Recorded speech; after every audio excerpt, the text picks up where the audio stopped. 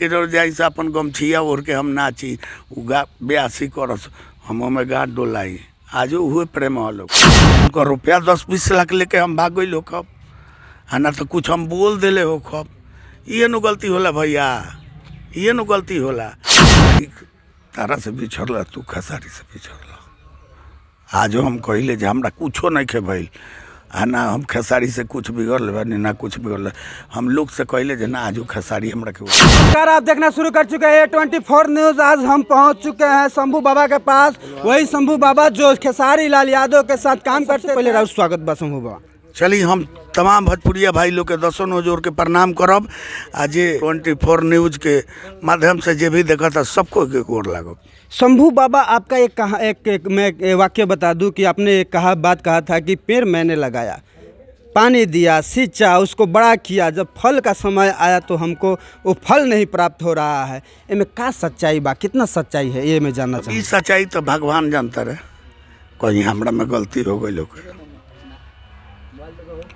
है ना तो उनका में गलती हुई लोग। देख सकते हैं कि शंभू बाबा वही शंभू बाबा हैं जो खेसारी लाल के साथ मंच साझा करते हैं और एक से एक हिट गाना देते हैं।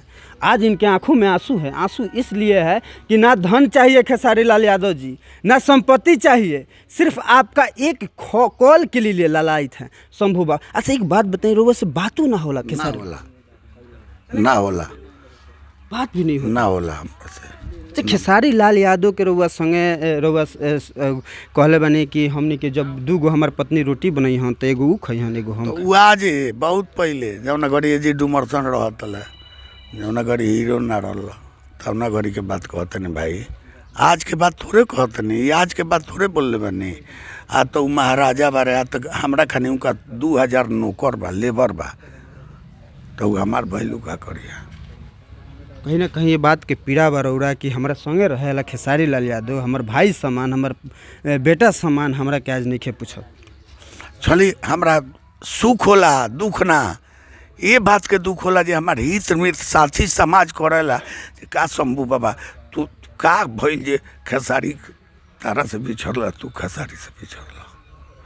आज हम कहले जे हमरा कुछो नहीं खे भइल है ना हम खेसारी से कुछ बिगड़ ले ना कुछ बिगड़ ले हम लोग से कहले जे ना आज खेसारी हमरा के उतने मानेले जितना पुरानका में रहे।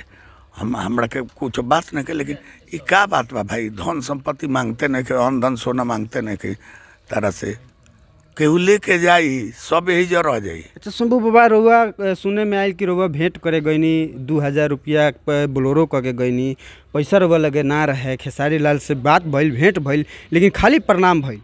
हाँ प्रणाम सलाम भइल, ओकरा बाद कुछ ना भइल।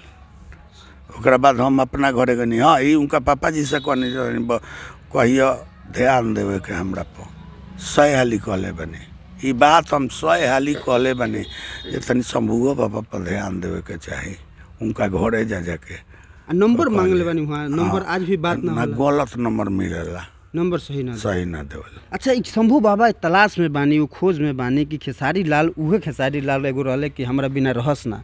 आज का खेसारी लाल के संगे हो गई कि शंभू बाबा के त्याग देले छोड़? कोनो गलती हमरा से हो गई है बाबा का दरबार में कहते नहीं, कोनो गलती भइल है। उनका रुपया 10-20 लाख लेके हम भाग गई खब है ना तो कुछ हम बोल दिले हो खब, ये नु गलती होला भैया, ये नु गलती होला। कुछ हमरा से गलती कहा गई हुई, चाहे उनका रुपया हम हड़प ले ले हो कब, हम ही ना सुबोधवा उनका धन संपत्ति हम नहीं ले ले हो कब सब, ये न गलती होला। मैं जे मेहनत कैलक उनका के उठा के हम ये कहब जे वो अच्छा शख्स हुआ, अच्छा इंसान हुआ, उनका के उनकर हित मित्र लोग कुछ गलत पढ़ा के हमने सब मीडिया में ये बात चलेला कि खेसारी लाल यादव दूसरा के घर बना देलेन, गरीब के मदद कर देले, लेकिन शंभू बाबा के जब हम द्वार पर पहुंचनी तो ये देखनी कि आज भी शंभू बाबा वही झोपड़ी में जियतनी। उसका हमार झोपड़िए महल है, वो हमार महल है रे भाई, वो झोपड़ी ना है। आज झोपड़ी ना वो स्वर्ग रउआ जने जाए तो झोपड़ी में 1 कप चाय जरूर मिली, शंभू बाबा रउआ के जरूर प्रणाम करी है हमरा झोपड़ी। लेकिन पीड़ा नहीं खे कि हमरा संगे हम जौना आदमी के आगे बढ़ौनी, जौना आदमी के सपोर्ट कैनी, घूम घूम के ओकर कैसेट बेचवैनी, ओकर प्रचार कैनी, वो आदमी बड़ा स्टार बन गई आ शंभू बाबा के भुला गई। आज वो झोपड़ी में रहे में बेबस फल आज मिलता, ये कलयुग हो, कलयुग में भैया ओकरे न फल मिलता जी। ये कलयुग हो, कलयुग में ओकरे फल मिलता, जरा कह के बरनी सब कुछ कहनी ओकर फल लोग देता। लेकिन सब ठीक है, सब ठीक बा। शंभू बाबा कहाँ गरीब बा, हमार भगवान पब्लिक हो, हमार भगवान देवता गर्जियन हो। हमरा कुछ के कम ही नहीं खे, हमरा 1 रुपया यहाँ से लेके जाए के नहीं के ऊपर, खाली देह शंभू बाबा लेके धरती पाइल बा डुमरसन में, खाली देह लेके जाइए। जाई का साँझ जस अपचस नेकी बदी, तो हम नेकी कैले बानी, हम गलत नहीं की कैले, हम सही कैले बानी, हम मेहनत कैले बानी। अच्छा, लास्ट में का कहम खेसारी लाल यादव अगर वीडियो राउट देखत हो खस वो देखत हुए कि कहीं ना कहीं राउट दर्द जौन बा उनकरा के प्रति आज भी छलकता, प्रेम लौकता खेसारी लाल के रोज देखल जाता प्रेम बा आजो हृदय में वो हमरा बारे। आजो ना कहनी है, सब मीडिया वाला भाई लोग से कहले, आजो कहत नहीं, हम केहू के शिकायत नहीं की करत। प्रेम तो आजो हमरा वो दिन वही याद पड़ता जे के जोर जाई से अपन गमछिया ओढ़ के हम नाची, उ ब्यासी करस, हम में गाँठ डोलाई, आजो हुए प्रेम लौकता। लेकिन का वजह हो गई, माने का भइल। शंभू बाबा तो कहीं 20 लाख रुपया नहीं खे उनका चोरा ले शंभू बाबा उनका रुपया तो नहीं खे, माने कोनो गलती हुए न कहते नहीं।